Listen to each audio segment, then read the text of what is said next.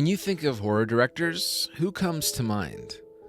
There's plenty of incredible genre directors that label their films as horror films, but have you ever considered David Fincher to be a horror director? I don't like getting caught up in the labels, but Fincher is just not a household name for horror.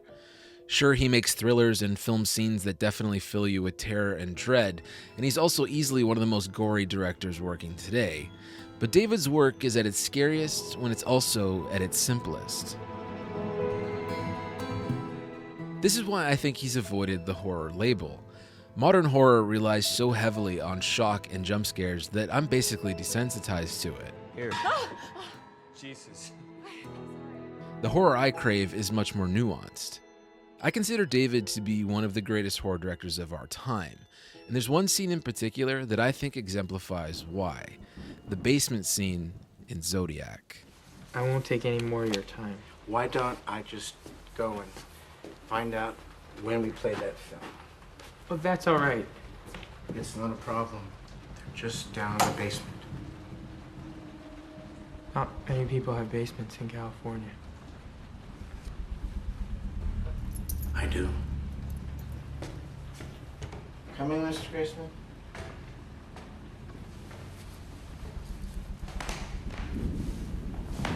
I think this scene is a damn near perfect horror short film from beginning to end.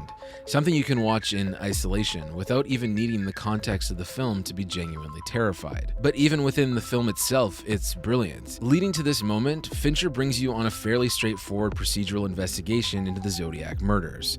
There's eerie moments just from the very nature of the crimes, but our suspect is always elusive and unknown. There really is no immediate danger to our main protagonist. That is, until we enter the home of Bob Vaughn, who's played here incredibly by Charles Fleischer. Yes, there's a coffee shop right on the corner. Why don't we just go to my home? Oh, I don't want to put you out. It's no trouble at all. Where are you parked? Just right there. You can follow me. As soon as we arrive at Vaughn's home, it's night and it's raining. So although the action of visiting a stranger's home can seem innocuous, the setting of how this encounter ensues is what puts the audience immediately off balance. As Graysmith, who's played by Jake Gyllenhaal, investigates a film canister that may implicate the identity of the Zodiac killer, we're presented with information that now implicates Vaughn as a suspect. The poster that Rick drew. The handwriting is the closest that we have ever come to a match. Rick didn't draw any posters. No, he drew this one. Mr. Graysmith, I do the posters myself. It's my handwriting. The audience has now gone from feeling unbalanced to fully upside down. As an audience member, you want to scream, "Run!" And Jake's face implies that he's thinking the same thing. But then a very interesting thing happens. Why don't I just go and find out when we play that? Vaughn invites Graysmith down into the basement, and Jake delivers one of my favorite lines of all time. Not many people have basements in California. I do. Now, this is where Fincher truly shines with horror for me. You might think, well, why would anyone go down into that basement? But the thing is, you probably would. No matter how unfriendly or chilling that invitation may sound, something compels us to continue on. Years later, Fincher would re-examine this human behavior in Girl with the Dragon Tattoo. Come on in. I'll make you a drink.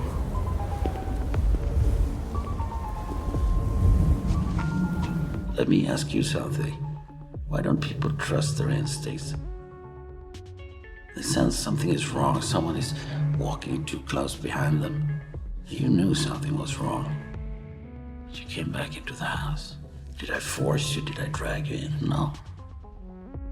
All I had to do was offer you a drink. It's hard to believe that fear of offending him is stronger than the fear of pain, but you know what? It is. And they always come willingly. Starting a podcast can be a lot of fun, but finding music for one can feel like a huge challenge. That's why I use MusicBed. Let's say you're starting a true crime podcast, for example. Well, did you know Makeup and Vanity Set is on MusicBed? They've scored some of the top podcasts of all time, and you can use their music for any of your projects. Plus, finding tracks is a breeze. Their curated playlists as well as advanced search filters ensure the right track is just a few clicks away. I use MusicBed for all of my podcasts and projects, including this video you're watching right now. So if your podcast is missing that perfect track to tie it all together, head over to musicbed.com to sign up for a free account. And if you use the code I'mPatrickT22 at checkout, you'll receive 1 month free when you purchase a podcast subscription. And hey, if you start a podcast or a project with MusicBed, I'd love to check it out. So drop a link to it in the comments. Thank you again to MusicBed for sponsoring this video.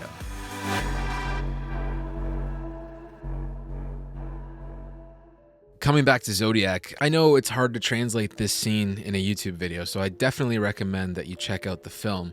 But this moment in this movie is one of the most terrifying moments I've experienced in a film. Fincher knows the aesthetics of horror and how to manipulate the emotions of the audience without relying on cheap tricks or an easy scare. If anything, Fincher just wants to make you uncomfortable for a brief period of time. There's weird joy in that discomfort. You live alone? You know, obviously in the suspense movie, the big game that you're playing is there are times when you want the audience anticipating, and so the rule of thumb is take as much time with that as you can.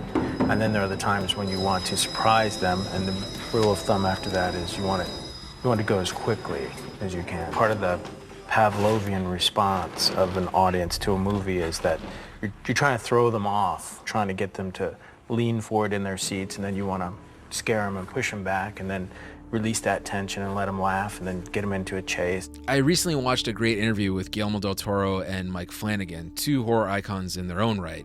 But this quote from del Toro really resonated with me. I believe the funny thing is I have done very few horror movies. Yeah. Because I'm interested in the aesthetics, but not in the mechanics. Right. That's something that I have a hard time explaining. As a filmmaker myself, I often struggle with how I want to make my own mark within the horror genre. I don't particularly like filming serial killers in masks or cheesy jump scares. I think that might be why I gravitate more towards existential horror and the emotional human behavior side of horror. There's a logical barrier between me and someone like Michael Myers, but social anxiety and uncomfortable situations are something I deal with daily. Fincher is a master at tapping into the human mind and extracting the best and worst of us. We like to be afraid. It's why we enjoy horror movies. Just like David's characters, something compels us to walk into the unknown every time we turn on a horror movie. But it doesn't even have to be a horror movie.